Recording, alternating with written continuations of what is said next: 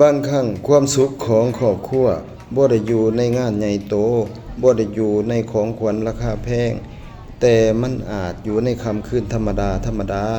ที่คนในครอบครัวได้มานั่งกินข้าวนำกันได้หัวเราะนำกัน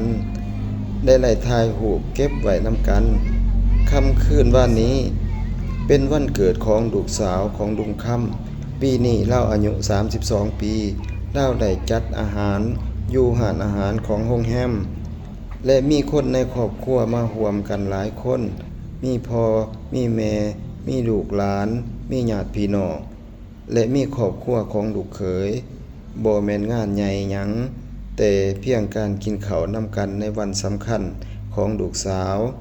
แต่สำหรับลุงค่ำคืนนี้มีความหมายหลายเพราะมื้อหนึ่งเมื่อเวลาผ่านไป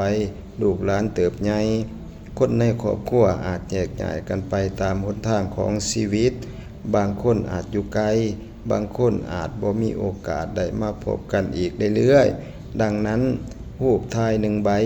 หรือวิดีโอสั้นๆเพียงบ่กี่วินาทีมันอาจบ่มีค่าหยังหลายในมื้อนี้แต่ในอีกหลายปีข้างหน้ารูปเหล่านี้อาจกลายเป็นสิ่งที่ล้ำค่าหลายที่สุดเพราะมันได้บันทึกไว้ว่าครั้งหนึ่งพวกเขาเคยนั่งอยู่พร้อมหน้ากันเคยหัวเราะนำกันและเคยมีความสุขนำกันและถ้าเว้าถึงวันเกิดมันก็มีอีกมุมหนึ่งที่น่าคิดวันที่ลูกเกิดอาจเป็นวันที่แม่ต้องเจ็บปวดต้องอดทนและผ่านความลำบากเพื่อให้ลูกได้เกิดมา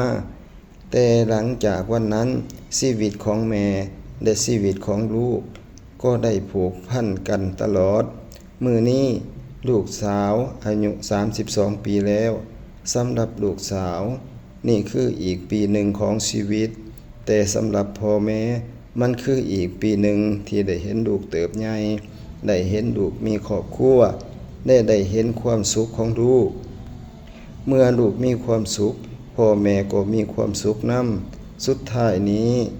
ลุงค่ำอยากเก็บค่ำคืนนี้ไว้บ่แม่นเพื่อจะโซว่าพวกเฮามีงานใหญ่แต่เก็บไว้เป็นหลักฐานว่าครั้งหนึ่งครอบครัวของพวกเฮาเคยมีคืนที่อบอุ่นแบบนี้